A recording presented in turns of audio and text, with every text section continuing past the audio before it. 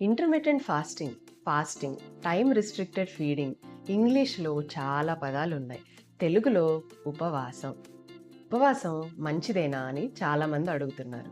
ఒక్క మాటలో చెప్పాలంటే ఉపవాసం చేయడం మంచిదే. అందరికీ నమస్కారం. నా పేరు మోనిషా దీపిక. నేను గైనకాలజిస్ట్, ఫర్టిలిటీ స్పెషలిస్ట్. ఉపవాసం వల్ల మన శరీరంలో షుగర్ లేదా గ్లూకోజ్ మెరుగైన పద్ధతిలో ఉపయోగపడుతుంది. రెండోది, హానికరమైన కొవ్వు శాతాలు తగ్గి ఉపయోగపడే కొవ్వు శాతాలు పెరుగుతాయి. హార్మోనల్ ఇంబ్యాలెన్స్ ఏమన్నా తగ్గుతాయి. నాలుగోది, తిన్నది సరిగ్గా అరగనట్టు అనిపించడం, ఆకలి సరిగా వేయకపోవటం ఇటువంటివి ఉన్నా కానీ తగ్గుతాయి. ఉపవాసం చేయాల్సినప్పుడు మీరు తీసుకోవాల్సిన జాగ్రత్తలేంటి?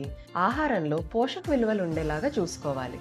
ప్రోటీన్, కార్బోహైడ్రేట్, కొవ్వు ఇవన్నీ సరైన మోతాదులో ఉండేలాగా చూసుకోవాలి. రెండోది, ఉపవాసం వల్ల మనకు కలిగే లాభాన్ని cool drinks, fast food, packaged food ఇవంతా తిని చెడగొట్టుకోకూడదు. మనం ఎటువంటి ఆహారం తింటున్నాము, ఎంత మోతాదులో తింటున్నాము అనేది మన ఆరోగ్యానికి చాలా ముఖ్యం. మూడోది, ఎంతసేపు తినకుండా ఉండాలి అనే అది మీ శరీరాన్ని బట్టి, పనిని బట్టి, మీరు తీసుకునే ఆహారాన్ని బట్టి ఆధారపడి ఉంటుంది. 12 గంటలు ఉండగలరా, 16 గంటలు ఉండగలరా అనేది మీ స్థితిని బట్టి నిర్ణయించుకోండి. ఎవరు ఉపవాసం చేయకూడదు.